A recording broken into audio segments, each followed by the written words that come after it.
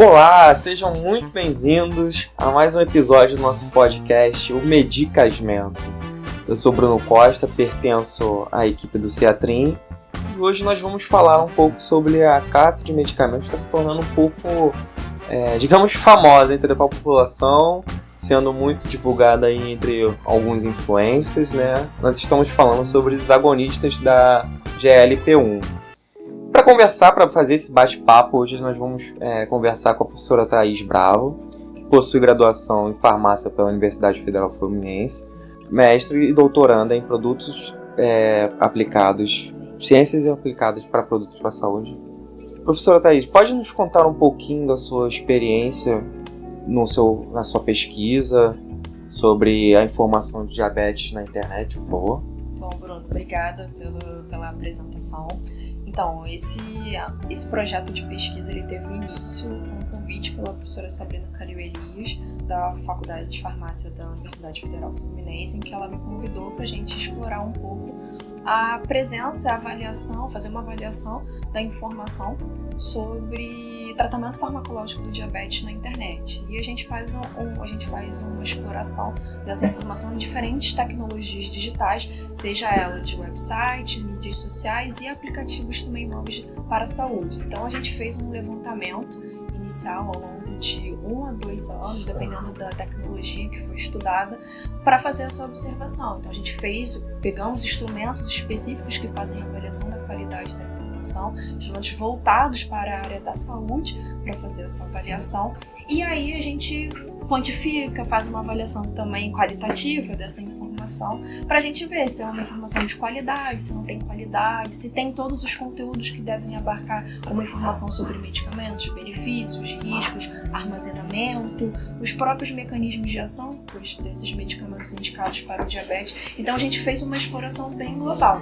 E aí, posteriormente, a gente também fez uma avaliação com pacientes e cuidadores de pacientes diabéticos para ver como é esse acesso. Então a gente fez a avaliação e depois explora como essa informação tem chegado a eles. Exatamente. Como o paciente vê, recebe, compartilha as informações sobre o tratamento farmacológico, voltado especificamente para aquele indivíduo. E como é que está indo? Me conta um pouquinho. Bom, a gente já está no final, então, da minha pesquisa. Eu defendo agora no final do ano, de 2024. A gente praticamente já fechou toda a pesquisa, já publicamos artigos retirados, né, das informações e dos conteúdos voltados da minha tese. Então, geramos alguns produtos também específicos. A gente gerou um questionário voltado para pacientes diabéticos com relação ao tratamento farmacológico e a parte de informação e tecnologias digitais. Nós também estamos finalizando a produção de material educativo digital com memes voltado, né, com informações específicas sobre tratamento farmacológico. E aí eu acho que é o que a gente consegue devolver para a sociedade, né, levar para pacientes e cuidadores e para profissionais de saúde, qualquer cidadão, informação de qualidade sobre uma das principais doenças que impactam na sociedade brasileira, que é o diabetes. Pois então, hoje associado a isso tudo que você falou da sua pesquisa, né, e também associado a uma questão um tanto quanto de informação também, a gente vem encontrando um aumento das vezes da exposição desse medicamento, né, desses agonistas da GLP-1. Eu gostaria de saber mais precisamente, né, sobre a semaglutida, como que ele age, quais são as suas principais indicações e apresentações comerciais que nós temos agora. Sim. Então, os agonistas do GLP-1, antes da gente começar a falar sobre essa classe de medicamento, eu acho que a gente tem que entender o que é o GLP-1, né? Então, quando a gente faz aí uma alimentação, que a gente tem uma maior concentração de glicose no organismo, o nosso organismo ele tende a aumentar a liberação de hormônios intestinais, que também são chamados de incretinas. Então, essas incretinas, elas, como exemplo, nós temos o GLP-1 e o GIP, que vão ser fundamentais para estimular a liberação de insulina pelas células beta-pancreáticas, fazendo esse controle de glicose no nosso sangue.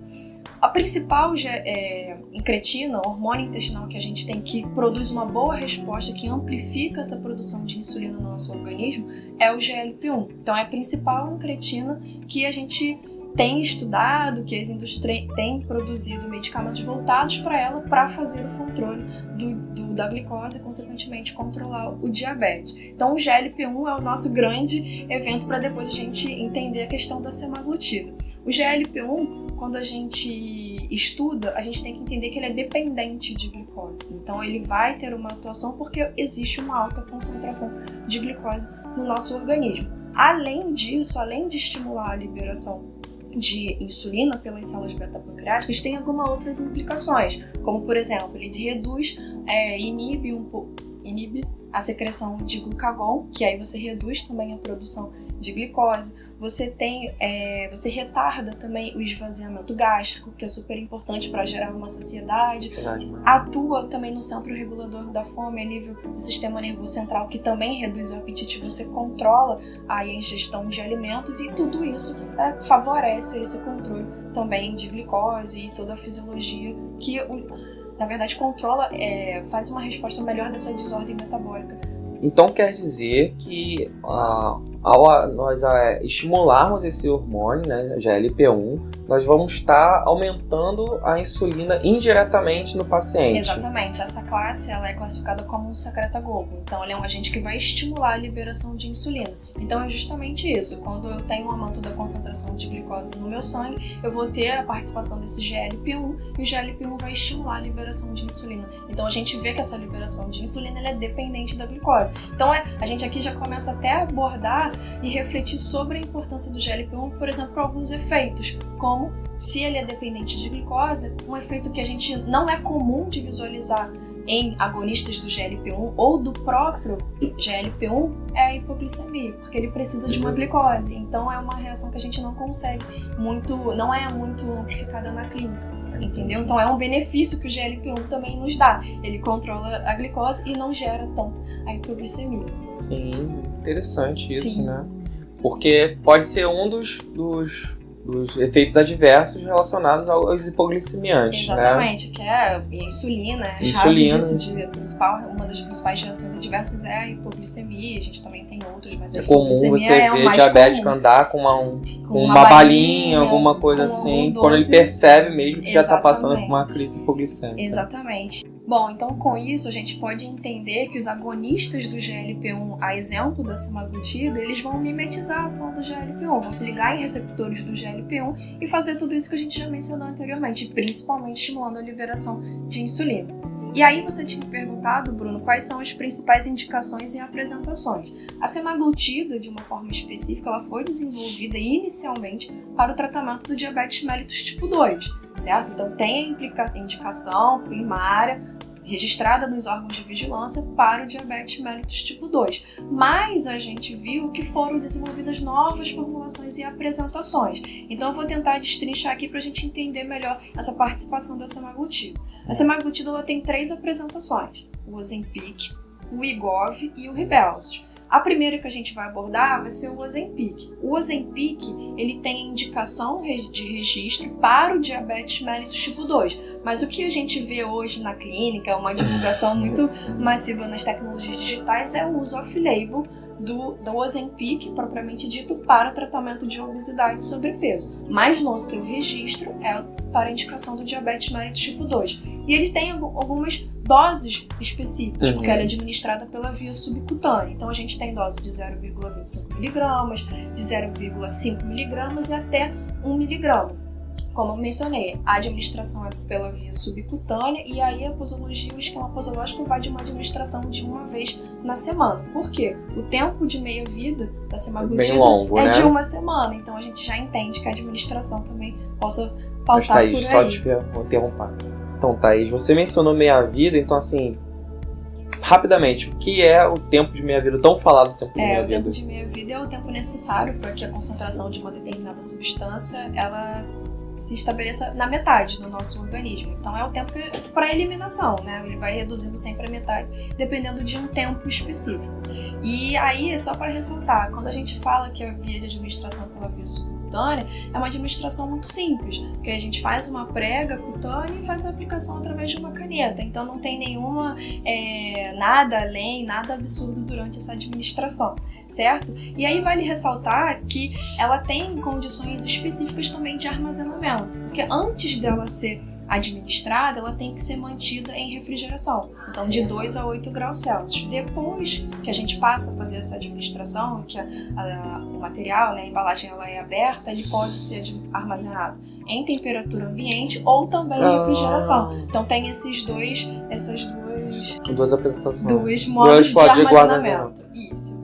Aí, saindo do Ozempic, a gente tem o Wegovy. O Wegovy, ele foi aprovado pela Anvisa, mas agora, que é a semaglutida na apresentação de Wegovy, mas ele não tem a indicação agora para o diabetes mellitus tipo 2. Ele tem a indicação para a obesidade e o sobrepeso. E quando for no sobrepeso, ele tem que vir acompanhado de uma comorbidade, seja pré-diabetes, diabetes, dislipidemia e outros eventos e doenças cardiovasculares. Então a gente já tem a diferença aí da semaglutida na indicação, de acordo com essa apresentação. E o Wegovy, ele tem uma apresentação diferente do Ozempic. Ele é também administrado pela via subcutânea, mas ele tem as doses são diferentes, que podem variar de 0,68 mg até 3,2 mg. Então a gente vê a diferença de dose na aplicação, na forma de administração, e diferença também de indicação. A questão do armazenamento é a mesma, porque também é administrado pela via subcutânea. Então, antes de abrir a embalagem do medicamento, tem que ser mantido em refrigeração, e depois de aberto, ele pode ser mantido em temperatura ambiente, ou então também pode ser armazenado em refrigeração. A terceira apresentação que a gente tem é do Rybelsus. O Rybelsus é a semaglutida, mas é a semaglutida que vai ser administrada pela via oral. Então a gente tem aí apresentações de comprimidos de 3 mg, de 7 mg e a dose máxima, que é de 14 mg.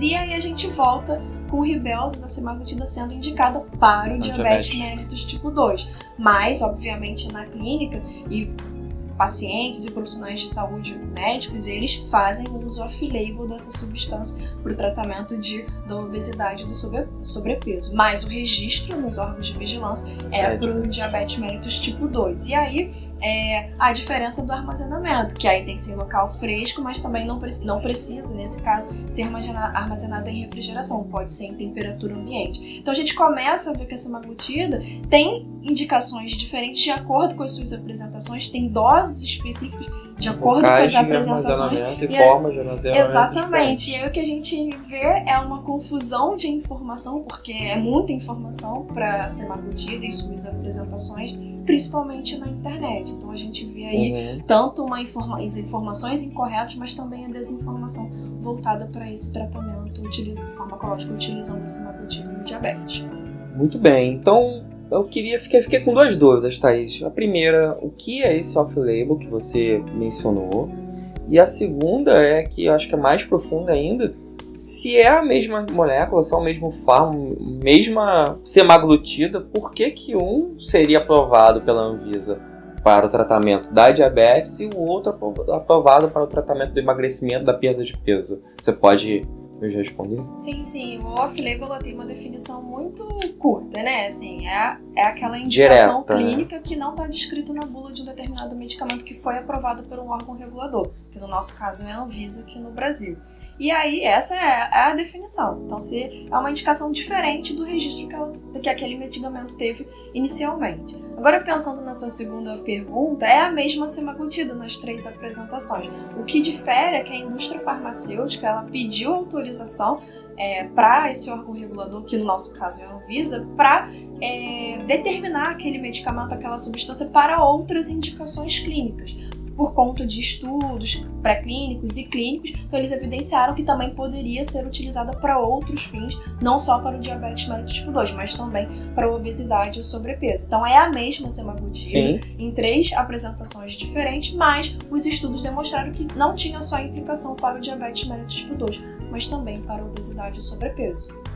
E ainda sobre a semaglutida e esse efeito, eu acredito que o que eles têm dito na bula é que a perda de peso gira em torno de 20% do peso inicial do paciente, Exatamente. correto? E isso é sempre, a gente não tem, né, como a gente vem estudando, a gente não tem dados a longo prazo. Então, isso são as evidências que chegam pra gente de curto prazo, certo? Então, realmente, ela tem uma perda de peso, como a gente já mencionou, até mesmo por conta do seu efeito fisiológico no organismo a nível central, esvaziamento gástrico, mas também a gente tem que ressaltar que essa perda de peso, ela também precisa estar associada ao tratamento não farmacológico. Então, tem que ter a prática de exercício físico, o controle da alimentação, não só do carboidrato, né, da glicose, enfim, mas também de lipídios e proteínas. Então, a gente tem que fazer todo um ajuste, não é só o tratamento medicamentoso, mas também o não medicamentoso, para a gente evidenciar clinicamente essa perda de peso. Beleza, Thaís. Então, nós temos outros medicamentos aprovados pela Anvisa ou não em uso off-label para o tratamento da obesidade? Na verdade, nem só off-label mesmo. A gente tem outros medicamentos indicados para a obesidade e sobrepeso, mas eu acho que a gente tem que frisar primeiro, Bruno, entender que tudo começa com um tratamento não farmacológico. E à medida, né, que a gente faz exercício, controla a alimentação, se a gente não vê na clínica uma resposta considerável, aí a gente pode entrar com um tratamento não farmacológico. Hoje, o que a gente tem de registro, como exemplo, pela Anvisa para o tratamento da obesidade e sobrepeso, tirando a semaglutida, nós temos a sibutramina e o orlistat. Mas a gente também tem outros fármacos que se apresentam de forma off-label para esse fim, como, por exemplo, a fluoxetina, a bupropiona e a própria metformina, que tem a sua indicação primária para o diabetes mellitus tipo 2, mas em pacientes obesos e diabéticos eles também fazem um controle tanto da glicemia, mas também faz um controle de peso também, que pode ser benéfico para aquele paciente. Beleza. E agora, falando propriamente da informação de medicamentos, né, da repercussão que essa molécula, esse fármaco, esse medicamento, a semaglutida tem tido, dessa fama que ela tem tido de resultados milagrosos, de que causa isso, causa aquilo, e vai mudar a sua vida, e você vai ficar lindo, esbelto, né? Vai posar em alguma revista, vai criar outra pessoa, uma página. O que você acha que se deve esse auge da fama, esse hype, digamos assim, desse medicamento, e quais seriam os riscos que já conhecemos, né? Tanto riscos a um curto prazo ou a um longo prazo dessa utilização irracional? Eu acho que, respondendo a primeira pergunta, eu penso que vem muito por a gente ter muitas pessoas falando de forma indiscriminada sobre medicamentos nessas tecnologias digitais. Então são pessoas tanto com influência ou sem influência, mas que acabam expondo a própria condição clínica e expondo aquilo como se fosse uma verdade absoluta que desse certo para todo mundo um determinado medicamento, um determinado tratamento. Então a gente tem que ter cuidado quando a gente aborda uma tecnologia que é um medicamento, o medicamento é uma tecnologia, porque ela pode não se ajustar, não necessariamente ela tenha que fazer o mesmo efeito que faz para mim, que faz para você. E aí vende-se tudo na internet, vende-se vários milagres, principalmente para a obesidade e sobrepeso. Então eu acho que o processo de informação incorreta e a desinformação sobre medicamentos na internet ou sobre saúde de uma forma geral é um dos motivos que fazem a gente ter esse uso irracional hoje. Tanto é que a gente pode entender que recentemente estava faltando a semaglutida nas drogarias porque as pessoas não estavam comprando de forma descontrolada, desordenada, e os pacientes diabéticos que precisavam e os pacientes obesos que apresentam sobrepeso não estavam conseguindo acesso àquela tecnologia porque foi um boom totalmente descontrolável. Então eu acho que hoje a gente entende que as mídias e os influenciadores, as pessoas, elas têm importância na sua fala, mas que essa fala tem que ser responsável. E você tem que sempre orientar, dizer que precisa de um profissional de saúde qualificado para passar a melhor informação para aquele paciente. E a gente não sempre verificar né, fazer um checking dessa informação que está nessas tecnologias, porque nem tudo hoje é verdadeiro que está presente na internet. E quando a gente pensa nessas informações desencontradas, a gente também pode pensar no que ela pode, que a semaglutida ou os agonistas do GLP-1 podem causar tanto a curto prazo, ou seja, de forma aguda, mas também a longo prazo. Então, quando a gente pensa nas principais reações adversas da semaglutida, mas também dos outros agonistas do GLP-1, o primeiro que a gente tem é a alteração do trato gastrointestinal. Então, a gente pode evidenciar náusea, vômito, diarreia, e quando o paciente, quando aquele indivíduo ele faz uso indiscriminado ou pode fazer uma superdosagem da semaglutida, por exemplo, ele pode apresentar quadros de desidratação. Então, é uma das principais reações adversas agudas que a gente evidencia aí com a semaglutida e os agonistas do GLP-1. A gente também pode evidenciar que já isso tudo está descrito na bula, já é reconhecido, certo? Mas a gente também pode evidenciar uma pancreatite aguda. Como a gente falou, são agonistas do GLP-1 porque vão estimular, e são secretagogos, então estimulam a liberação de insulina. Isso pode exacerbar o pâncreas nessa produção da insulina pelas células beta-pancreáticas e gerar uma pancreatite aguda, principalmente na superdosagem também, tá? E como a gente mencionou lá atrás, o GLP-1, assim como a administração dos agonistas do GLP-1, eles são dependentes da glicose. Então você precisa ter um aumento de glicose considerável na corrente sanguínea para fazer a administração da semaglutida, por exemplo. Então ela tem ali uma diminuição de hipoglicemia, porque tem essa correlação, essa associação. Mas quando a gente faz a administração de semaglutida com outros agentes, por exemplo, secretagogos, como as sulfonilureias, glibenclamida, gliclazida, glimepirida e glipizida, você pode apresentar hipoglicemia, porque você vai ter uma associação, uma combinação dessas substâncias, porque as sulfonilureias também são agentes que vão estimular a produção e a liberação de insulina pelas células beta-pancreáticas, e aí pode diminuir muito a concentração de glicose. A gente vai poder ter um efeito potencializado da união desses dois medicamentos. E o que isoladamente em monoterapia a gente não evidencia muito, mas se tiver associado com outros secretagogos, a hipoglicemia ela pode vir a surgir sim.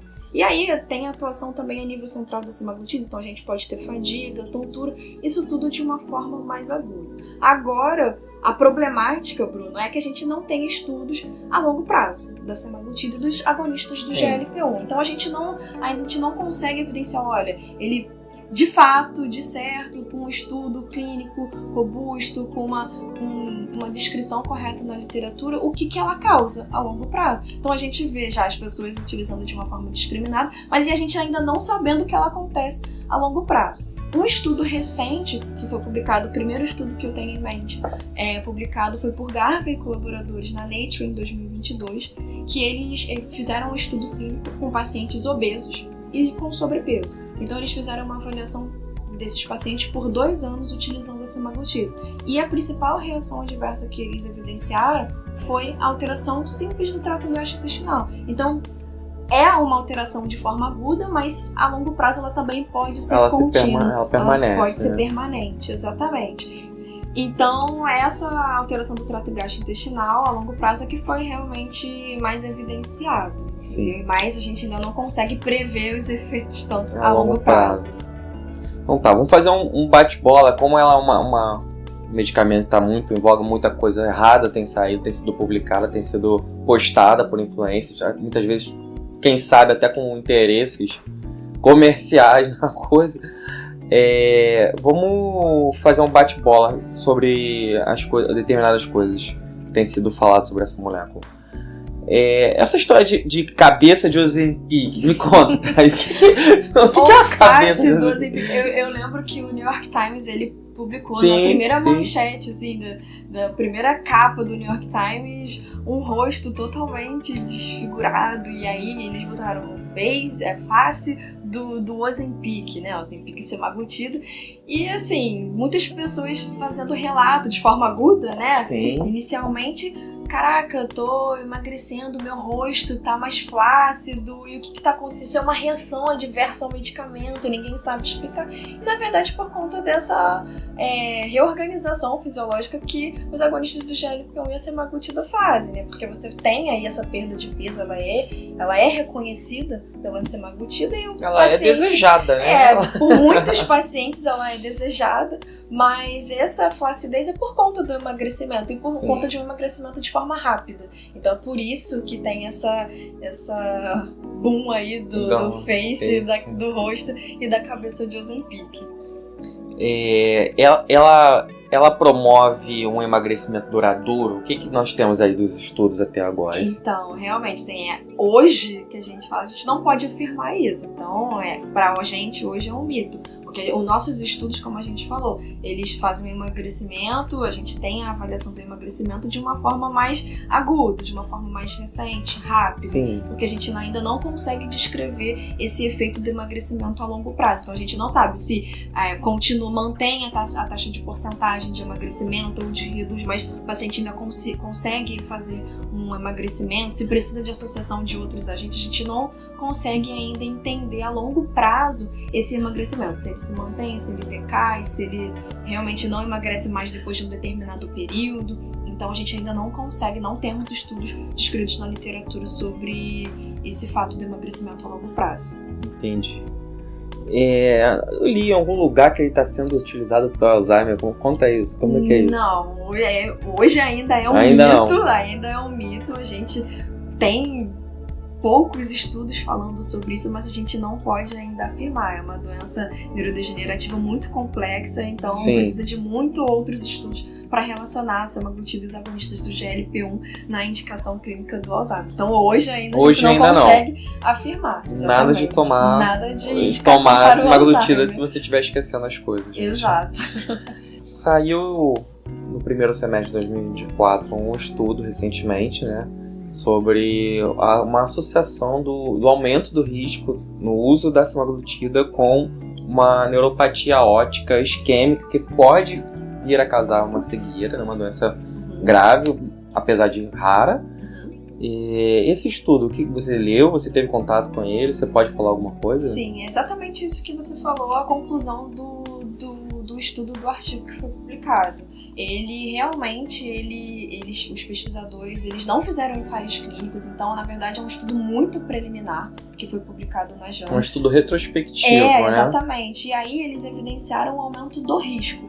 Eles não estabeleceram uma associação da semaglutida com essa neuropatia óptica. O que eles perceberam é que aumentava o risco. Mas esse risco, esse aumento desse risco, ele também poderia estar relacionado a outros fatores. Então, semaglutida mais outros fatores poderiam aumentar o risco e estabelecer futuramente uma associação ao desenvolvimento dessa neuropatia. Mas eles ainda não conseguem afirmar isso e tem muitas outras questões também envolvidas, dependendo da condição clínica do paciente. Então, eles não fizeram avaliação clínica. Eles só fizeram um estudo muito preliminar para começar a estudar essa possível associação ou relação. Possivelmente, futuramente, nós teremos outros artigos mencionando a associação direta ou descartando. Não tem associação realmente. Aumenta o risco, mas não tem associação. Mas se tiver outros fatores, podem implicar ou imputar nessa neuropatia óptica. Mas é muito preliminar e a gente não consegue afirmar ainda nada. Então, Thaís, para finalizar, eu gostaria de agradecer. Foi muito explicador, realmente foi muito enriquecedor o podcast hoje.